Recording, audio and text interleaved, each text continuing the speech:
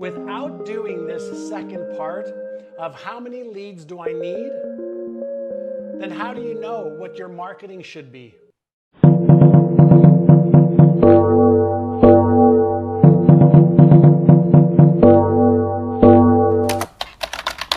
What's the difference between a vision and goals? Like, what's the difference between a vision and goals? If you think about this, a vision is the end state, the end destination of how you see your business and yourself achieving the vision, right? So it's the end state. So if you were an architect, it would be like seeing the building finished, or if you're designing a home, seeing the home finished with each room finished. Now, so when we're talking about setting some goals, there's really two ways to set goals. And I like to set goals for my businesses based on what I call our financial and non-financial goals, right? So I want to know, what are my financial goals, for example, for 2022? How much is the top line revenue that I want to have? All of the revenue. How much profit do I want to earn? So I start off with goals around revenue first. Why? Why do you think it's important to start off with revenue targets first? Well, because once you have a revenue target, let's say it's $100,000 for the year, all right? And let's say you have a product that's $1,000. Now you just need to figure out, how do I sell 100 of those products over the course of a year? So now when you have a financial goal of $100,000 a year, and let's say your product's $100 or $1,000, now you just have to come up with the strategies for, how am I going to sell 1,000 of those? Or how am I going to add a variety of different products? So I always start off with financial goals, and then I add, what are my non-financial goals? If you want to achieve entrepreneurial success, one of the challenges most business owners have is they invest very little time in thinking and planning. So when we focus on the goals first, right? It's vision first, then the goals, then we focus on how we're going to achieve the goals. Now what happens in the brain is, we have that vision, that we're using that left prefrontal cortex, or the Einstein part of our brain. Our brain requires the specificity of the goal. A goal without a plan of how to achieve it is just hope and prayer.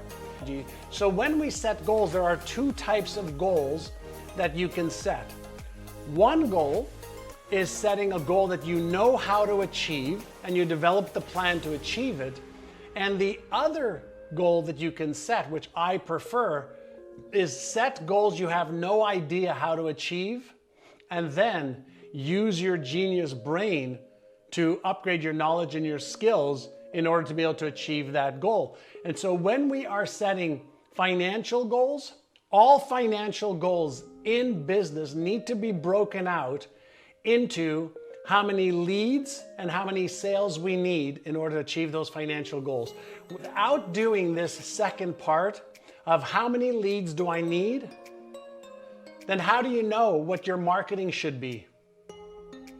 Should you be advertising on TV, on radio, on Facebook, on Instagram, on YouTube? Business is math.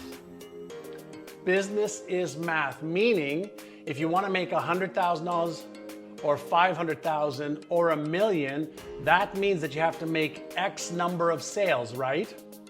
Well, X number of sales means that you have to have X number of people to talk to, or X number of people to see your offer, your product, or your service, right? So if you have goals, are you going to set goals that you know how to achieve?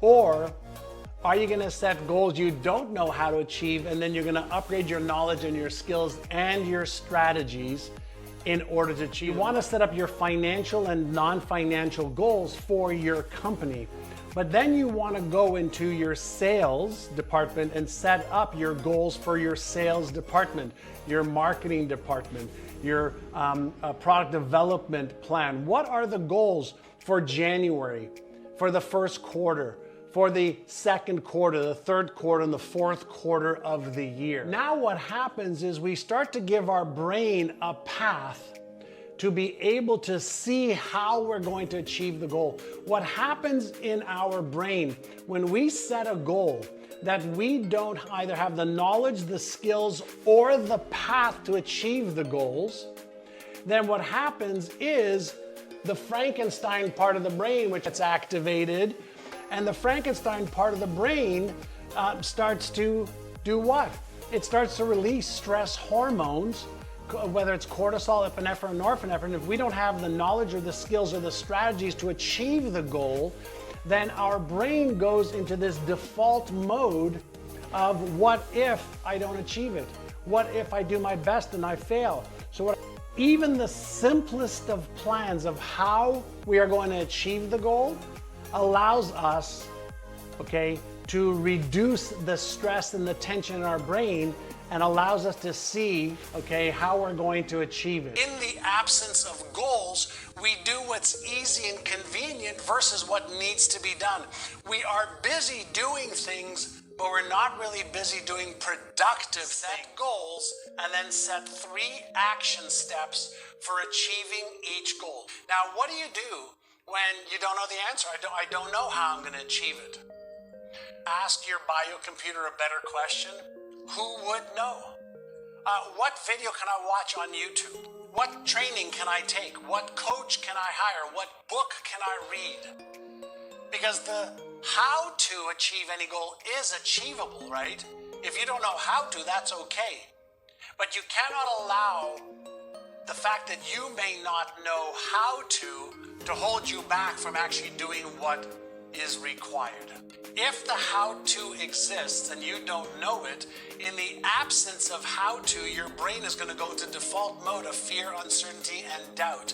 And when fear, uncertainty, and doubt are activated in the brain, you actually deactivate the motivational and behavioral circuit in the brain. You deactivate the very part of your brain that you need in order to take action. So, in the absence of the knowledge and skills, then you have to learn how to.